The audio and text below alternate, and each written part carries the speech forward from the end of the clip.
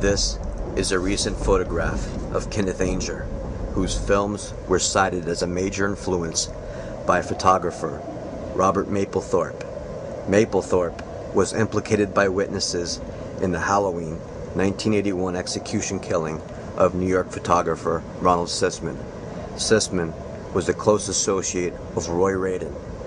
Sisman was also reportedly in the possession of a snuff film of one of the Son of Sam murders, which were allegedly committed by David Berkowitz, who, from prison, accurately described the Sisman killing before it happened, and who took the fall for the Son of Sam murders to cover up the involvement of others, including possibly Roy Radin and wealthy art dealer Andrew Crispo.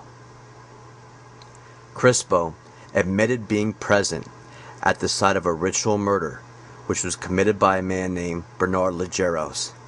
Legeros was the son of a State Department official, as was Pick Dawson, who was a regular member of the entourage of Cass Elliot, as was one-time bodyguard of publisher Larry Flint, named Bill Metzner. Metzner was convicted of killing Radin, and who was suspected of involvement in numerous other contract murders, including some of those attributed to David Berkowitz, who was examined by psychiatrist and hypnotist Daniel Schwartz, as was Mark David Chapman. Chapman was obsessed with the film The Wizard of Oz and the book The Catcher in the Rye, which was written by reclusive author J.D. Salinger. Salinger served in the OSS with Henry Kissinger, who was a close advisor to Gerald Ford. Ford once met and shook hands with Mark David Chapman. Chapman was examined by psychiatrist and hypnotist Bernard Diamond.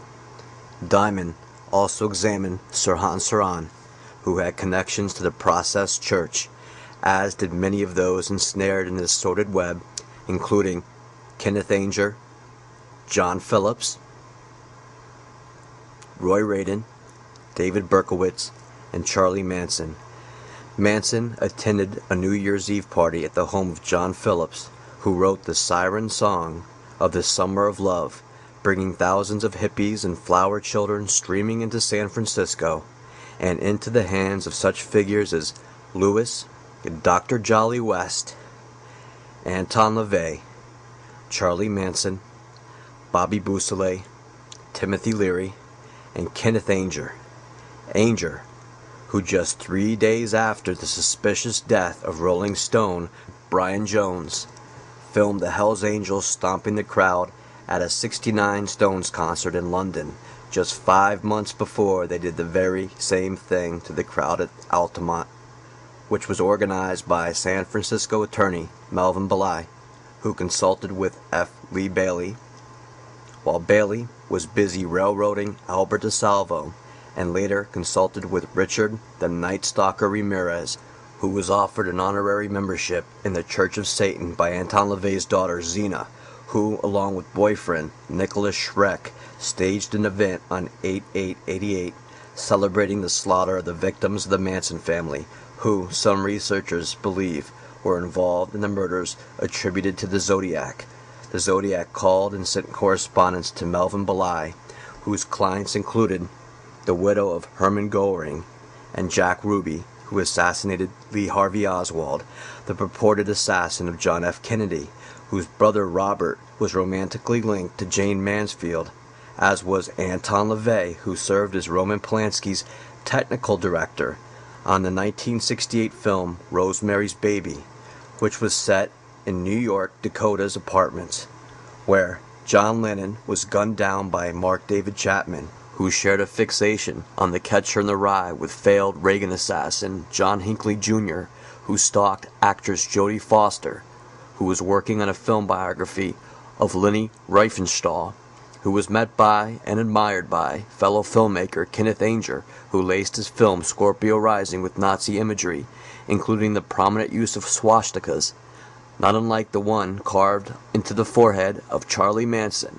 who at the Celio Drive home of Polanski and Tate had a chance meeting with Nancy Sinatra, the daughter of Frank Sinatra, who was married to actress Mia Farrow, who starred in the Polanski-directed Rosemary's Baby, which was produced by Robert Evans, a friend of Henry Kissinger, the right-hand man of President Richard Nixon, whose election was ensured by the assassination of Robert Kennedy by Sirhan Sirhan, who was yet another client of Melvin Belli, as were the Hells Angels, and Nazi collaborator Errol Flynn, who made 2 films with Ronald Reagan, who was an occasional visitor to the childhood home of Candice Berrien, who, as a photojournalist, chronicled the short-lived administration of Gerald Ford.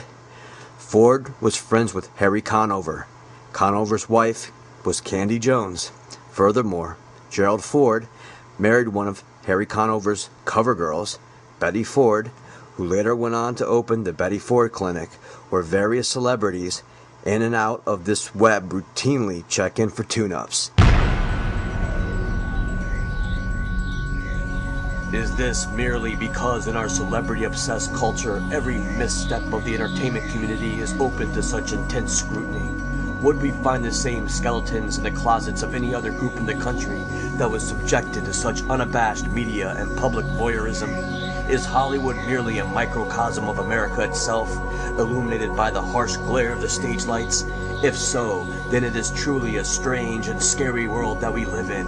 Consider, if you will, just a few recent examples of Tinseltown weirdness. Actress Margot Kidder, missing for a week, surfaces in the bushes of a stranger's yard, with her head shaved and a few of her teeth absent.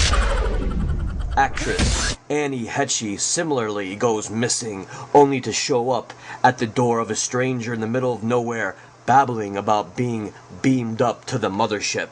Actor and comedian Martin Lawrence decides to stop traffic one day on busy Ventura Boulevard by wandering into the street, waving a gun and shouting incoherently.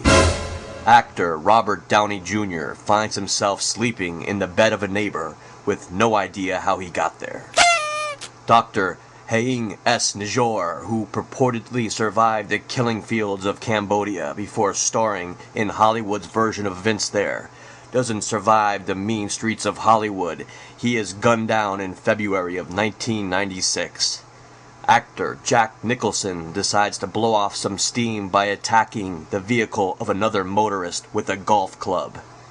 Somebody falls, in quotes, to their death from the apartment of actor James Caan. Comic actor Eddie Murphy is arrested in the company of a transsexual prostitute. He, or she, dies in a violent death shortly afterwards, though the press doesn't pay much attention. Actor Hugh Grant is arrested while being serviced by Hollywood prostitute Divine Brown. Divine Brown's pimp subsequently surfaces in the company of neo-Nazi singer who claims he was offered money by Courtney Love to kill Kurt Cobain. This would-be Nazi assassin turns up dead soon after telling this story to filmmaker Nick Broomfield in his documentary Kurt and Courtney.